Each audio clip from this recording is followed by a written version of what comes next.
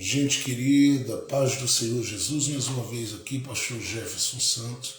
É uma alegria imensa, mais uma vez, estarmos juntos e, para a glória de Deus, podendo juntos lermos a palavra de Deus. Nessa segunda parte da nossa live, já fizemos o nosso momento de oração e, graças a Deus, que estamos de volta para juntos meditarmos na palavra de Deus. E o texto que eu quero hoje tomar por base para a nossa rápida reflexão nesse motivacional ADCN, nós do Ministério Casa da Noiva temos a alegria de compartilhar este momento com a Bíblia aberta com você, e eu espero que você que já acompanha esta live valorize muito isso, e você que está chegando descubra o valor dessas lives que nós fazemos aqui, porque nós gastamos tempo compartilhando aquilo que o Senhor tem posto no nosso coração, no afã de que você cresça na graça e no conhecimento de Deus, tá bom? Então leia comigo Evangelho de Jesus, conforme escreveu Lucas, no capítulo de número 10, versos de número 21 e 22 diz: naquela mesma hora se alegrou Jesus em espírito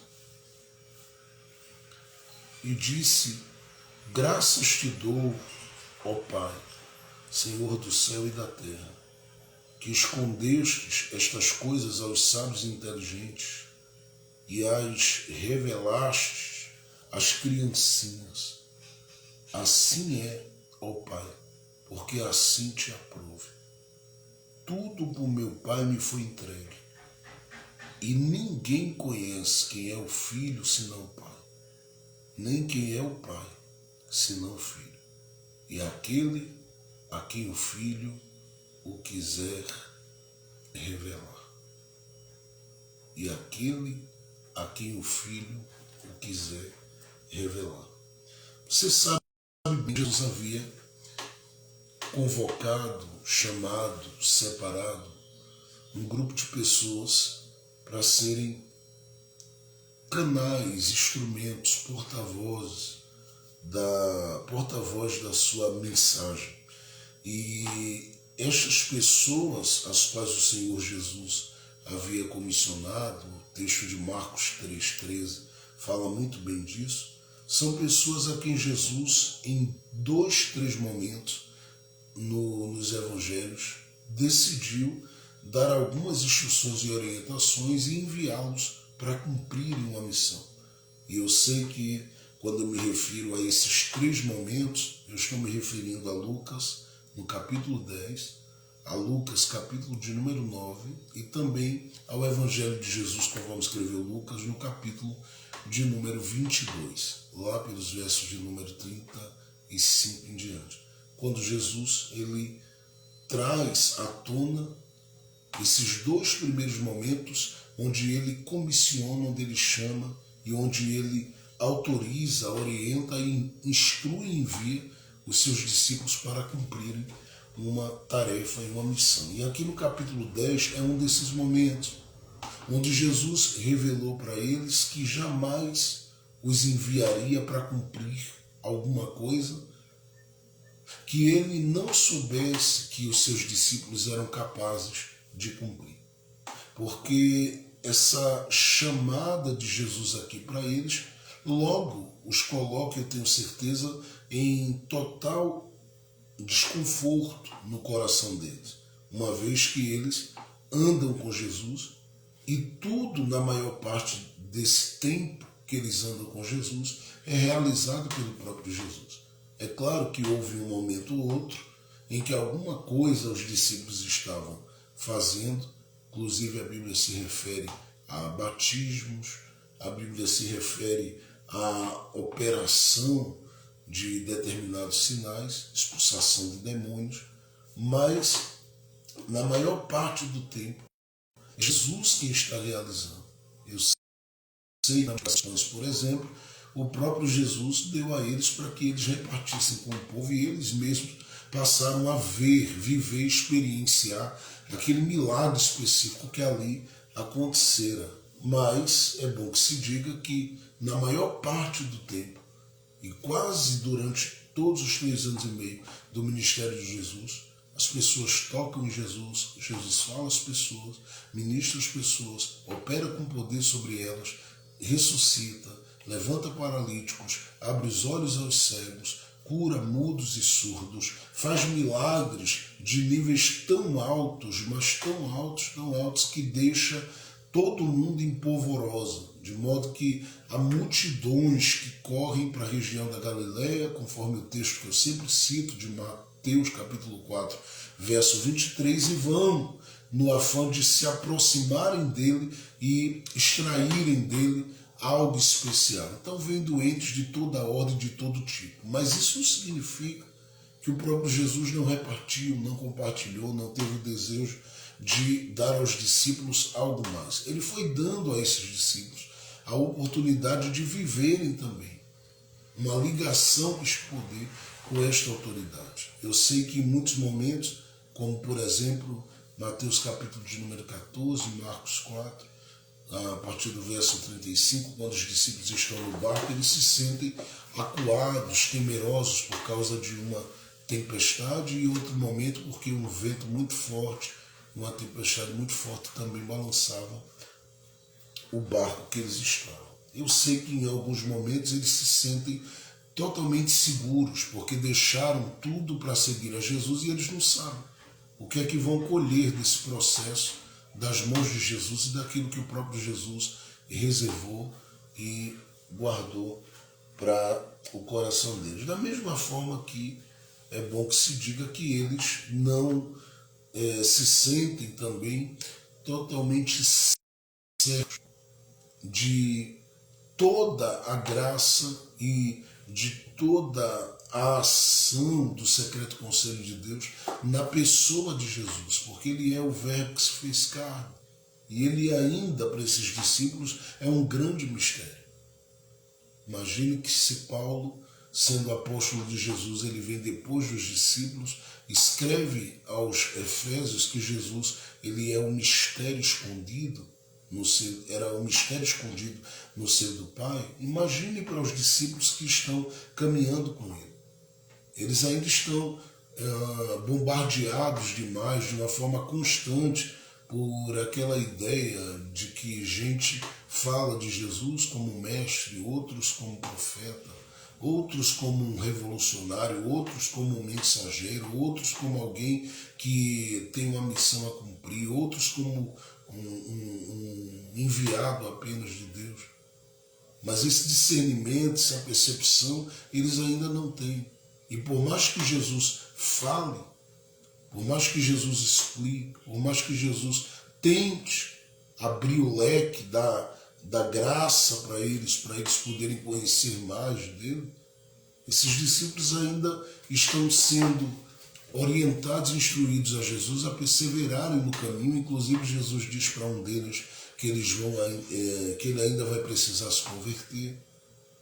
Fala para outros deles que quando o Senhor Jesus for preso, eles vão deixá-los.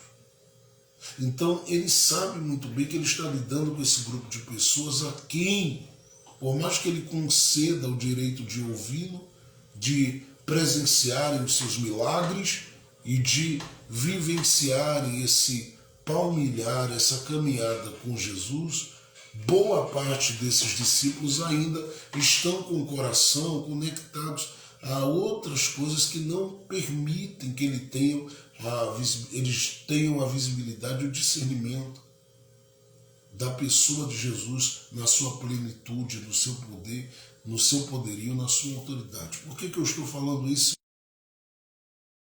Você vai glorificar a Deus, porque o próprio Jesus ele fala aos discípulos que eles não deviam estar com o coração inquieto, perturbado. Ele diz a esses discípulos que há moradas que estão preparadas no lugar, na casa do Pai, e que ele iria e voltaria para buscar estes discípulos para que onde ele estivesse, os seus discípulos também estivessem. E uma vez que ele diz isso, ele começa a deixar claro que há um caminho a ser trilhado.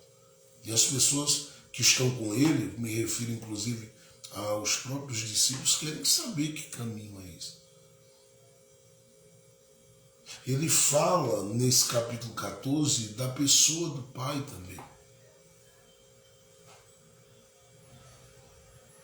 E aí existe uma palavra que é dita por um desses discípulos que me assusta. Porque ele pede para que Jesus mostre a eles o Pai. Mostra-nos o Pai. E o próprio Jesus sabe muito bem que o coração deles é um coração que está totalmente ainda preso a tantas coisas que não dá a eles a possibilidade de alcançar uma percepção e discernimento. Uma percepção e discernimento. De quem o próprio Jesus é, ao ponto de Jesus dizer para eles: eu estou convosco há tanto tempo, vocês ainda não me conhecem. E eles percebem que estão lidando nada mais nada menos com aquele que é a revelação daquele que compõe, que lidera, que coordena e que está totalmente ligado aos demais membros do secreto conselho de Deus, que é o Filho e o Espírito Santo. Ele está revelando a eles quem é o Pai. Eles não perceberam, não discerniram, caminharam, viram tudo, ouviram tudo, desfrutaram de tanta coisa que eu vos dei e vocês ainda não perceberam quem eu sou. Vocês precisam carregar esse discernimento, porque eu já disse que eu e o Pai, nós somos um. Mas eles custam a assimilar isso. Por isso o próprio Jesus diz a eles: fiquem tranquilos, porque eu vou. E eu sei que vou voltar. E eu prometo que vou voltar, para que onde eu estiver, vocês estejam também. Agora, enquanto eu não venho, eu vou enviar, rogar ao Pai, para que envie outro Consolador, e Ele vos instruirá em tudo, Ele vos ensinará em tudo, Ele vai dar a vocês a percepção, discernimento, tudo mais que vocês precisam, para que na caminhada, na jornada de vocês possam usufruir, viver todo o bem que está reservado em amor, em graça, misericórdia e bondade sobre a vida de vocês, porque Ele vai convencer vocês do pecado, da justiça, do juízo. Ele vai abrir o entendimento de vocês, Ele vai abrir os olhos de vocês, Ele vai dar a vocês aquilo que vocês precisam como percepção, para fazerem leituras que darão a vocês sentido à vida. Sejam leituras internas e externas, enfim, na caminhada de vocês, vocês vão desfrutar desse bem, desse favor, porque é isso que Ele fará. Quando Ele vier, Ele fala do Espírito Santo como outro Consolador, o Paráclito Divino, que carrega a mesma autoridade, poder e essência. E este faria com que o discernimento, a percepção, a partir daquilo que seria realizado na cruz e da ressurreição de Jesus, acerca do Pai, alcançasse a mente e o coração dos discípulos de uma forma plena e total, de modo que os mesmos milagres, ou milagres tão grandes quanto o que o Senhor Jesus fez, em nome de Jesus eles fariam. E isso só viria por esse conhecimento, por esse discernimento, essa percepção que o Espírito Santo daria de que Jesus está no Pai, o Pai está em Jesus. E o Espírito, ele promove essa conexão do nosso coração com a pessoa do Pai, com a pessoa do Filho. Então, entendendo isso, a gente começa a fazer uma viagem para estas palavras de Jesus, Porque ele olha para esses discípulos e diz: olha, apesar de tudo que eu tenho percebido de vocês e concedido a vocês, eu vos dou agora um poder e envio vocês. E façam o que eu vou orientar, façam o que eu vou instruir. Porque ele diz assim no verso de número 3, eu estou mandando vocês como cordeiros para o meio de lobos. As coisas não serão tão fáceis no caminho, as coisas não serão tão fáceis na estrada, as coisas não serão tão fáceis na jornada, mas na medida que vocês caminharem, na medida que vocês avançarem, na medida que vocês prosseguirem, vocês como meus discípulos, que não são aqueles que compõem apenas o ajuntamento de crente, mas como meus discípulos, gente que está no meio dessa turma toda, mas que sabem o porquê é crente, sabem o porquê é salvo, sabem quem é o autor da fé de vocês, da esperança de vocês, qual a esperança de vocês. Vocês como meus discípulos, eu estou enviando vocês como ovelhas. Eu poderia evitar, mas eu estou enviando vocês como ovelhas para o meio de lobos. E esses lobos estarão inseridos no contexto da sociedade do lado de fora, do ambiente da igreja, do âmbito da igreja, mas estarão sentados em púlpitos com vocês. Estes lobos estarão aí assentados em comissão com vocês, estarão sentados em grupo de jovens com vocês, estarão convivendo com vocês no ambiente de trabalho e às vezes dormindo no mesmo quarto ou estando no ambiente da casa com vocês. E vocês vão ter como ovelhas, com a natureza de ovelhas, com a essência de ovelhas, com a simplicidade, com a necessidade de se agregarem, de se conectarem. Vocês vão enfrentar esses lobos. E eu digo uma coisa, para lidar com esses lobos, eu vou dar um conselho a vocês. Em vez de dizer a vocês, encham a bolsa, eu vou dizer a vocês, não leveis bolsa, nem alforje, nem sandálias, e a ninguém saudeis pelo caminho.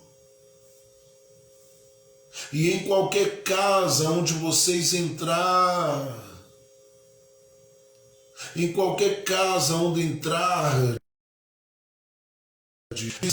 seja nesta casa, porque apesar de não estarem com a bolsa, com o alforje, com a sandália, vocês têm uma coisa que vocês carregam que está acima de dinheiro, que está acima de qualquer outra coisa, ainda que tudo isso seja importante para essa vida, para esse mundo, para o que vocês precisam pagar, comprar, resolver. Existe algo que está acima de tudo isso e é a paz que eu estou vos dando. E vocês vão se mover com ela, porque onde vocês entrarem, vocês dirão paz, paz seja convosco. E quem receber essa paz será beneficiado. E os que não receberem, batam a poeira dos vossos pés e sigam o vosso caminho, porque quem não recebe não está recebendo a mim. Não vos inquieteis por causa da resistência de corações que, quando verem vocês marchando, farão oposição à vossa paz, a essa paz que eu vos dou. Mas avançai, caminhai, prosseguir, avancem, porque eu estou dando a vocês poder, eu estou dando a vocês autoridade. Eu estou dando a vocês a graça necessária. Eu estou dando a vocês uma unção específica. E aí no verso 9 do capítulo 10, ele diz assim, e curai os enfermos. Curai os enfermos. Eu estou vos dando um poder para isso. No capítulo de número 10, o verso de número 19, ele diz assim: eis que eu vos dou o poder para pisar serpentes e escorpiões. E é interessante que ele está dizendo aos discípulos: olha, vocês vão para um contexto que é um contexto de batalha. Mas não se atemorizem, não se inquietem, não se perturbem, não vivam tensos, extremamente ansiosos, muito pelo contrário, se lancem na movimentação de vida de vocês com uma certeza, com uma convicção de que existe uma autoridade sobre vocês que fará toda a diferença na medida que vocês avançarem, na medida que vocês caminharem, na medida que vocês prosseguirem como meus discípulos. Porque eu estou enviando, eu estou credenciando, eu estou confirmando e eu estou abençoando e dizendo a vocês que sigam levando paz, levando poder, sigam pisando escorpiões, sigam prevalecendo contra as serpentes e contra tudo aquilo que vai fazer oposição a vocês, porque os lobos vão querer devorar vocês, mas não prevalecerão, porque eu estou dando a vocês autoridade. E eu vos digo, não vos alegreis com isso apenas, verso 20, mas antes vos alegrai, ou alegrai-vos, porque o vosso nome está escrito nos céus. Andem, porque eu estou dando a vocês o direito, antes de que eu vá à cruz, de entenderem que a identidade de vocês é conhecida pelo céu.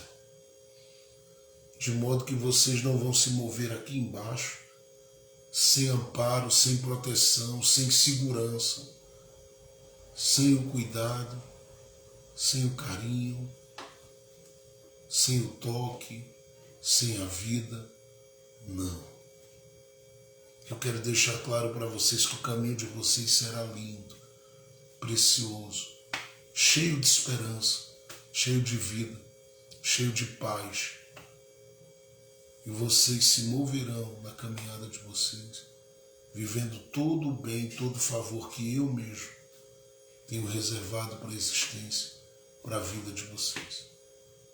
Porque o meu caminho com vocês é um caminho de vida, caminho de vitória, caminho de paz, caminho de amor, mas um caminho onde eu digo a vocês e garanto a vocês que vocês não vão terminar frustrados, perdendo batalha. Porque eu vos dou poder para pisar serpentes e escorpiões. E quando Jesus diz tudo isso, a Bíblia diz que ele olha para os seus discípulos que voltam desta empreitada, desta tarefa, deste empreendimento, felizes, motivados, e dizendo: Jesus, onde nós chegamos, os demônios saíram. Onde nós pisamos, os demônios bateram em retirada. Jesus, que coisa incrível, que coisa extraordinária, que coisa linda, que coisa preciosa. Nós vivemos debaixo da tua direção, debaixo do teu plano, debaixo da tua vontade, debaixo da tua ordem, debaixo da tua autoridade. Nós vivemos coisas profundas, tremendas, gloriosas, Jesus. E a gente quer apenas dizer que estamos felizes. E aí o texto diz, no verso de número 21, naquela mesma hora, se alegrou Jesus em espírito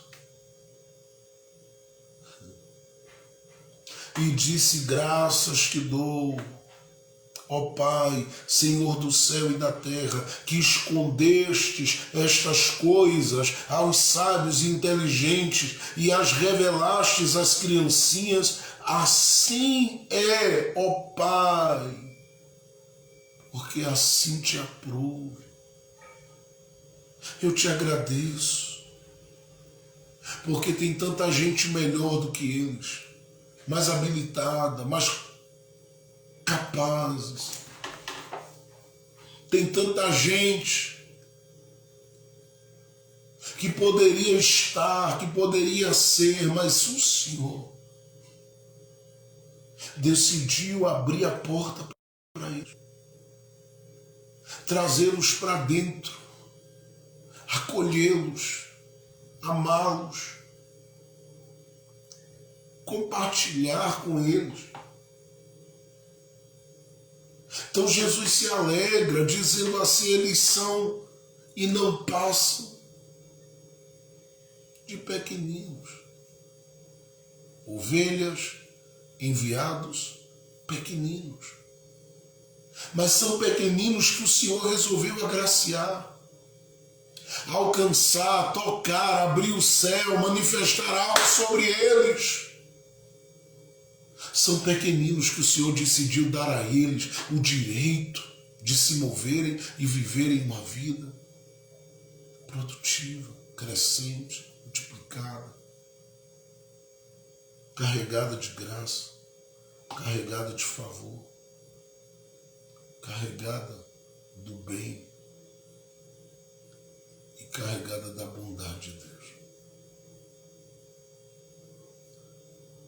São pequeninos que o Senhor decidiu mostrar a eles os teus mistérios. Aí Jesus começa a falar aos ouvidos dele estas palavras que nós lemos no verso de número 22. Eu considero palavras muito especiais. Jesus diz assim: tudo por meu Pai me foi entregue. E aqui vocês devem se alegrar porque vocês são pequeninos amados por Ele, a quem Ele decidiu mostrar os mistérios que homens naturais desta terra não entendem. Eles podem entender de milhares de coisas, mas esses mistérios ligados à fé, a expulsação de demônios, a cura de doentes, a vivência de milagres profundos, eles não entendem. E por não entenderem, eles jamais vão penetrar nesse ambiente da revelação que foi aberto para vocês. Agora, tudo isso que vocês viveram, estão vivendo e ainda viverão, Jesus diz, é por causa de mim. Porque tudo está no Filho. E ele diz, foi tudo entregue a mim. Tudo está no Filho. E ele diz assim, ninguém conhece o Filho senão o Pai. E aí ele diz, e nem o Pai é conhecido de ninguém, senão pelo Filho. E aí ele não para aí, porque se ele dissesse que ele é conhecido do Pai, e que ele conhece o Pai, como a gente ficaria? Entende as palavras de Jesus? Ele diz, se eu conheço o Pai e o Pai me conhece, e ele para aí, como ficaria o meu coração e o seu? Como ficariam os nossos corações? Então nós seríamos gente chamada por Ele, escolhida por Ele, enviada por Ele, credenciada e autorizada por Ele, provida por Ele, porque tudo está aí no texto que eu mostrei a vocês de Lucas 10 agora.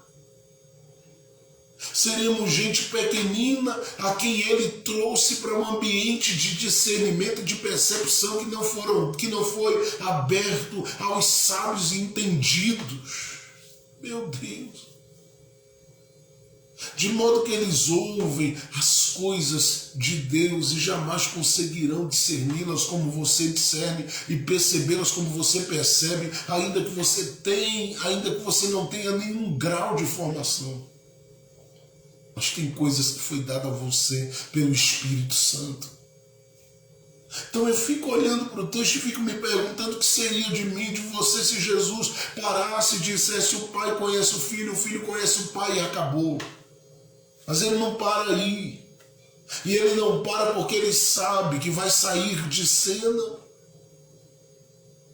e o Espírito Santo virá, e a ação do Espírito Santo terá que ser sobre o coração dos discípulos. Todavia, esta ação do Espírito Santo sobre o coração deles, ela não poderá ser uma operação relevante, significativa, não que o Espírito Santo não possa fazer, não tenha poder para fazer, mas é que o coração do homem, para poder vivenciar tudo aquilo que o Espírito Santo tem para mostrar, para entregar e para abençoar as pessoas, precisa ser um coração que o próprio Pai decidiu alcançar e dar a ele o discernimento da sua própria paternidade, porque o próprio Jesus, ele disse, gente,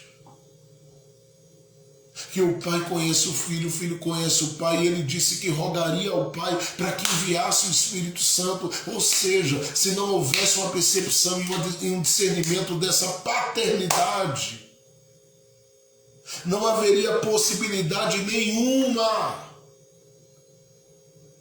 da gente ser agraciado pelos dons do Espírito, ser atingido pelo dom do Espírito e viver os dons do Espírito Santo e desfrutar desse vínculo de perfeição que é manifesto em amor, desta conexão com a triunidade de Deus e com a sua divindade. Porque é Ele quem faz com que tudo isso se faça verdadeiro, autêntico e real para a nossa vida, porque senão seria algo que a gente ouviu e não percebeu, algo que a gente ouviu e não discerniu, algo que a gente ouviu e não acolheu, não desfruta, não tem acesso. Então o próprio Jesus diz: o Pai conhece o Filho conhece o Pai, mas tudo que o Pai é e tudo que o Filho é pode ser percebido por quem o Filho decidir ser alvo ou fazer alvo da sua revelação. Então ele termina no verso 22 dizendo: e aquele a quem o Filho quiser revelar. E quando eu li isso, agora pela manhã, meu coração se encheu de alegria. Porque eu percebi que a gente, que é apresentado aqui no verso de número 21 como os pequeninos, e que fomos chamados para esse ambiente de revelação, nós somos alcançados por essa revelação do Pai. Do Pai. E eu sei porque qualquer um de nós, a quem se perguntar quem é Deus para você, quem é Jesus Cristo para você, você tem muito o que dizer. Mas não somente porque você ouviu alguém expor sistematicamente um estudo sobre a pessoa do Pai, do Filho e do Espírito Santo, mas porque você vive uma caminhada de relação com Ele, podendo orar e Ele ouvir, podendo adorar e Ele receber sua adoração, podendo suplicar e Ele trazer sobre você o céu. Isto é tremendo, isto é glorioso demais, isto é precioso, isto é especial demais. E é Ele quem tem feito isso na sua vida, lhe dado esta oportunidade, este direito, este acesso, essa ligação com essa revelação que Ele trouxe e tem trazido ao seu coração. Então Jesus deixa claro que o Filho conhece o Pai conhece o Filho, mas tudo que o Pai é e tudo que o Filho é pode ser entregue a alguém por meio da revelação, se Jesus fizer deste alguém alvo dessa revelação. A revelação de quem o Pai é. E esta palavra, talvez, para muita gente que estava aí na live, ela tenha começado assim, como que não tivesse nada a dizer a essas pessoas. E eu entendo que às vezes a gente se acostuma com outras coisas que são oferecidas nas lives por aí, mas isso aqui é uma comida quente e diferente para corações que anseiam e desejam se aproximar do coração de Deus em 2022. Porque estamos nessa campanha, nesse propósito. E eu sei que tudo que a gente tem para viver passa por essa revelação de quem o Pai é.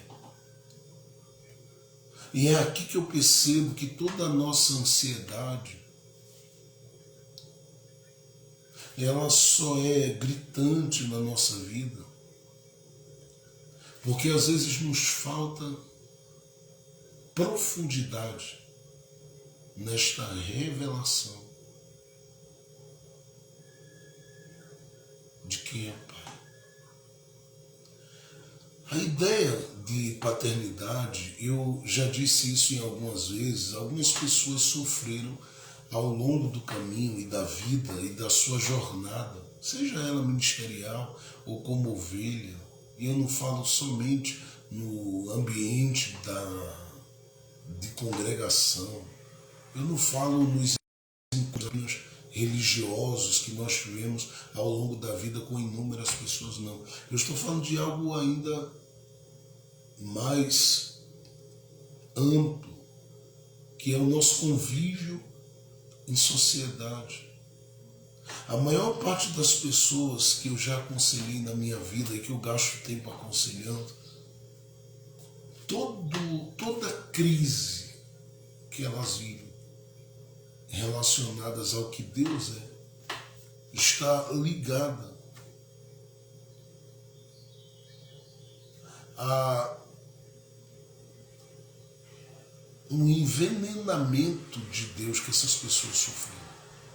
Eu vou repetir. Toda a crise que essas pessoas sofrem ou sofreram, passam ou já passaram ou estão passando,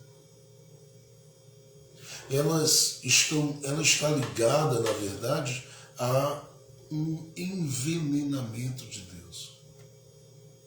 São pessoas que cresceram e passaram a sua caminhada de vida sofrendo inúmeros abusos, sofrendo inúmeras coisas.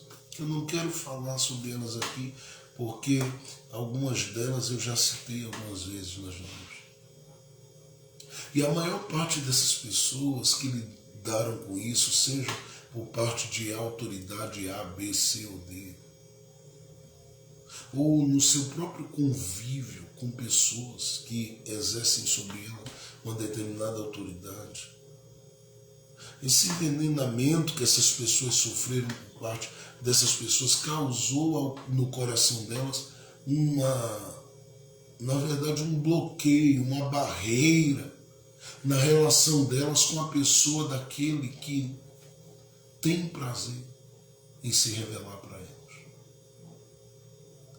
São pessoas que, lamentavelmente, já vivenciaram na sua caminhada muitas coisas e estão vivenciando. E elas têm uma dificuldade imensa, uma dificuldade enorme. Quando você fala de Deus, quando você fala do Pai Celestial, elas entram em choque, em conflito. Essa ideia de paternidade para elas não é algo resolvido. E não é algo tão fácil de se assimilar. Primeiro porque, em meio às dores da vida, elas sempre se perguntaram: onde Deus está? E se o próprio Cristo, o Evangelho de João, no capítulo de número 19, diz que ele gritou, Eli, Eli, lama sabachthani.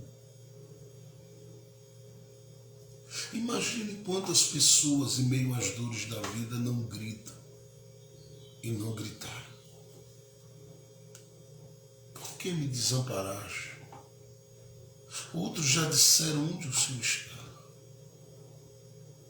Que a gente fica se perguntando em alguns momentos, em meio aos processos, cadê o Senhor, meu Deus? Claro que nesses momentos a gente está tão aflito e Deus nos entende, porque o Salmo 139 diz que Ele nos conhece. Mas às vezes a gente está tão aflito, tão quebrado, tão moído, tão seco, tão massacrado, que a gente esquece que Ele tem um tempo para trabalhar. Eclesiastes capítulo 3. A gente esquece que Ele não faz nada sem propósito. Romanos 8, 28. A gente esquece que nessa vida Ele permite a gente passar por aflições. João 16, 33. E nós acabamos esquecendo muito mais. Nós acabamos esquecendo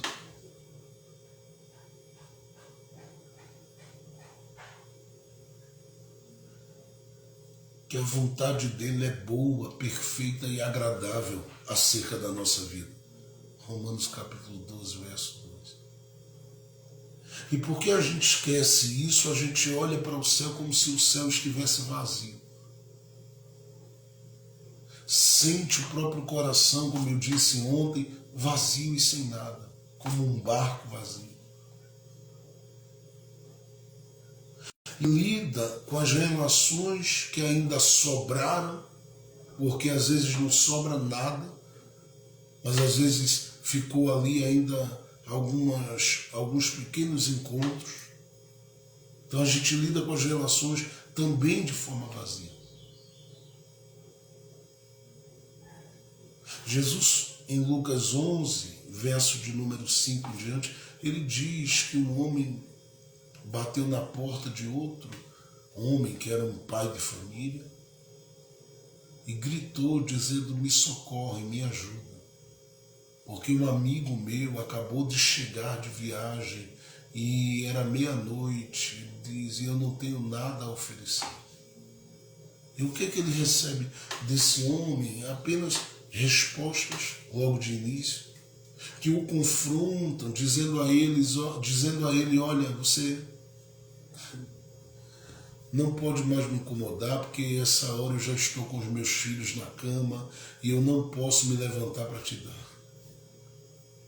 E se percebe nas palavras de Jesus que o pai que aparece na parábola ali, ele tem, mas ele diz: eu não posso me levantar. E parece que ele quer que a gente descubra que em muitos momentos o que sobra para a gente é essa relação vazia, de gente que chega para a nossa vida e que a gente olha para elas e diz: você chegou numa má hora da minha vida, porque a despensa não tem nada. Você chegou em um mau momento da minha vida, porque a despensa nada tem. E como a despensa não tem nada, eu preciso deixar claro para você que eu não vou conseguir te suprir, assim como você que vem de viagem não tem como me suprir. Então, às vezes, o que sobra é um caco de telha e às vezes se fica com algum tipo de encontro, mas vazio. E não é o desejo de Deus que a coisa permaneça assim, mas Ele nos ensina a partir disso. Por quê? O desejo dele é que eu e você venhamos a ter da parte dele uma revelação plena. E ele já percebeu que toda essa revelação ela precisa muitas vezes estar alicerçada nestas coisas que a gente vive no caminho. Então a gente olha para cima e parece que foi desamparado, parece que foi deixado, parece que foi esquecido. Eu sei que você que está me ouvindo já deve ter dito e talvez disse até hoje, pela manhã, logo ao começar o dia. Eu estou me sentindo só, estou me sentindo sozinha, não tem ninguém comigo, a carga está pesada, as pessoas com quem eu lido não têm nenhuma percepção, nenhum discernimento, nada para me dizerem que acrescentem a minha fé, a minha esperança, a minha alma, o meu coração. E eu percebo que é nesses momentos que mais Deus, em Cristo Jesus, tem o prazer de fazer-se conhecido por nós e trazer ao nosso coração a revelação de quem Ele é. Porque nós precisamos de uma revelação do Pai para lidarmos com esses momentos e passarmos por eles de cabeça erguida. Então Jesus diz claramente aqui que é Ele quem decide a quem vai revelar o Pai. E eu sei que Ele tem prazer de revelar o Pai a quem está em aflição. Eu sei que Ele tem prazer em revelar o Pai aos que estão em tempestades ou enfrentando as tempestades da vida. Porque é isso que a gente vai percebendo nos evangelhos. Eu sei que Ele tem prazer em revelar o Pai, gente, para corações que estão endividados. Só olhar para Mateus, capítulo de número 17, verso 24 a 28, você vai perceber isso lá. Eu sei que Ele tem prazer em revelar o Pai para os que estão frustrados. Depois leia Marcos capítulo 9, verso 14, até o verso de número 25. Você pode ler tudo. Eu sei que Ele tem prazer em revelar o Pai para os que cruzam seu caminho em desespero. É só olhar Mateus capítulo 15, verso 21 a 28.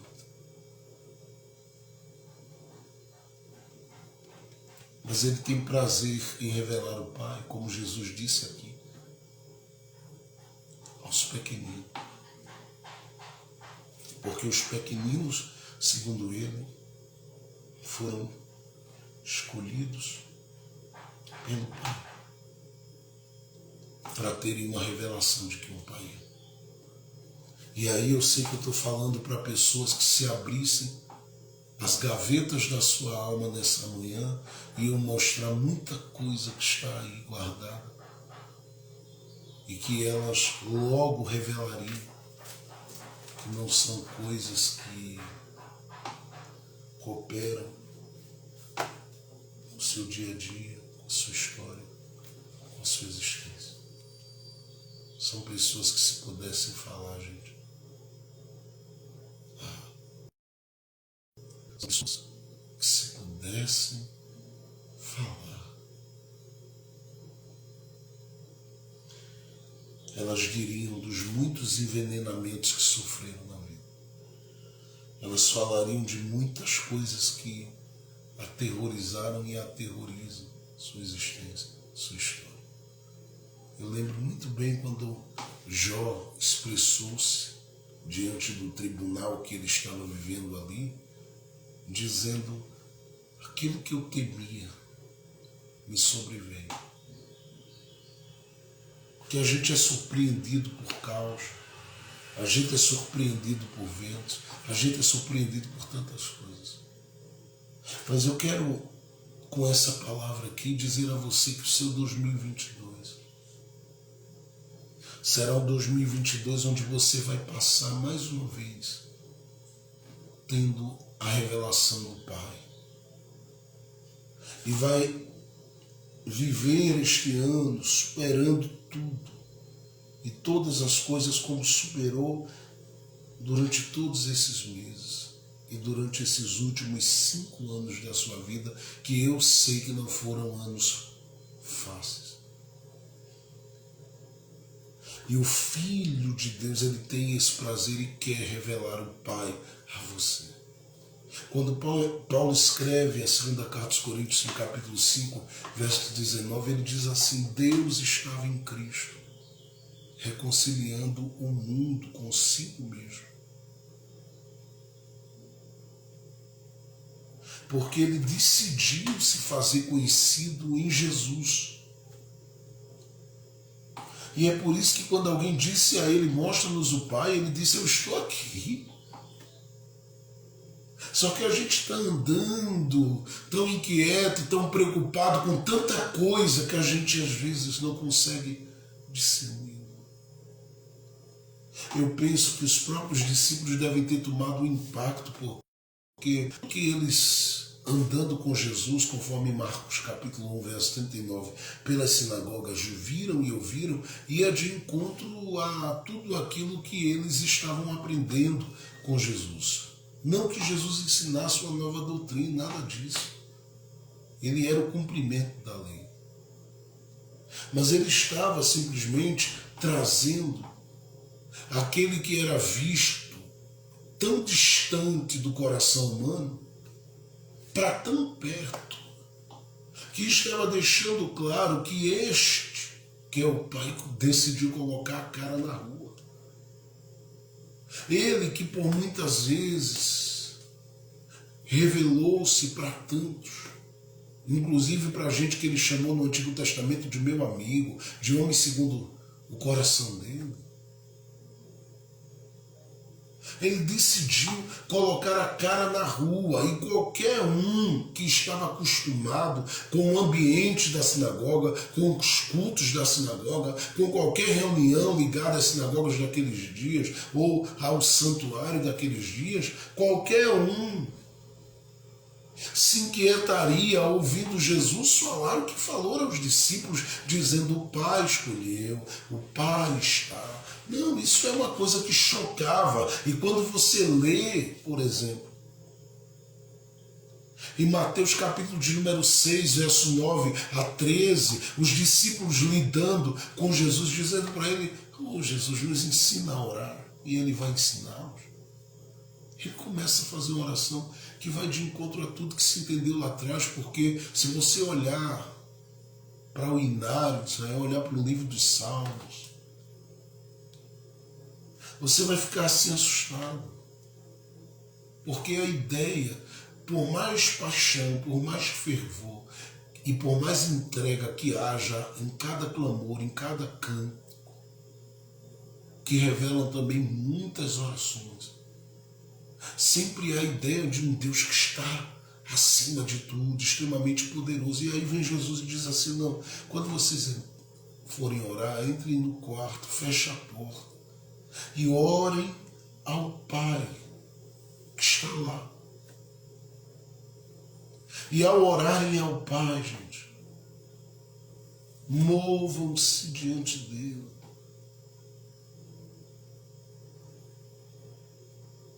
Entendendo que ele que está em oculto vê vocês naquele quarto.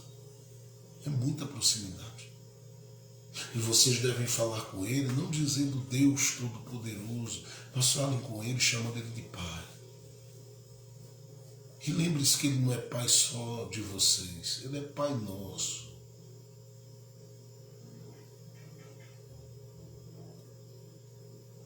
Que mesmo estando no céu, se a gente orar a ele, Jesus diz, ele virá. Porque nós devemos pedir, venha ao teu reino, venha a tua vontade, cumpra-se a tua vontade. Ele está falando de uma proximidade com o Pai. Proximidade essa que nasce nesses momentos solitários, que nasce e manifesta-se nesses momentos terríveis, nesses momentos cruentos, nesses momentos de crise da nossa vida. E aí você olha para o próprio Jesus. É de chocar qualquer pessoa na sua época que diz, Deus, tu estás. Ele diz, Deus chama ele de Pai. É de chocar qualquer um Mas ele estava revelando o Pai aos discípulos e estava dizendo a eles: ei, sabe quem é o Pai que eu estou falando para vocês, que eu decidi revelá-los para vocês? É o Pai que está perto. E é o Pai que vê, até mesmo quando vocês estão só, até mesmo quando vocês estão isolados, até mesmo quando vocês estão com medo, até mesmo quando vocês estão inquietos. Mas Jesus também diz, e eu gosto disso, porque na oração sacerdotal, em João, no capítulo de número 17, ele diz, a partir do verso 1, Jesus falou assim, levantou os seus olhos ao céu e disse: Pai, é chegada a hora. Glorifica teu filho, para que também teu filho te glorifique. Ele está orando pelos discípulos e revelando o Pai. Assim como lhe deste poder sobre toda a carne, para que dê a vida eterna a todos quantos lhe deste, e a vida eterna é esta, que te conheçam a ti e a Jesus Cristo, por o único Deus verdadeiro, a quem tu enviaste. Ele diz: Pai, eu glorifiquei-te na terra, tendo consumado a obra que me destes a fazer. E agora glorifica-me tu, ó Pai, junto de ti mesmo, com aquela glória que tinha contigo antes que o mundo existisse. Manifestei o teu nome aos homens que do mundo me deste, eram teus e tu nos deste, e guardaram a tua palavra. Agora já têm conhecido que tudo quanto me deste provém de ti. Agora já têm conhecido. Ele diz no verso 6, eu repito, manifestei o teu nome aos homens que do mundo me deste. Ele está falando dos discípulos e ele está dizendo: eu fiz o teu nome conhecido a eles. Eu não só conscientizei eles, revelando quem tu és para eles, como um Deus que vê, que tu assistes, que tu contemplas, que tu estás vendo, mas eu trouxe ao entendimento deles, à percepção deles, que tu tens um nome. Porque eu sei que a qualquer momento eles questionariam. Assim como Moisés questionou no dia da sua chamada. E o Senhor se apresentou para ele, como o Deus de Abraão, de Isaac e de Jacó, e disse a ele: eu sou o que sou. Eu manifestei o teu nome a eles. Mas não é só a forma de falar contigo e mostrar a eles que eles estão sendo assistidos, e não é só o nome que eu revelei. Eu revelei mais coisas. Capítulo de número 17, verso de número 22, ele diz: eu dei a eles a glória que tu me deste. Eu revelei a eles, em terceiro lugar, a tua glória. Mas não foi só isso. Apesar de que a tua glória é tudo. Mas eu revelei mais. No capítulo de número 16, versos de número 20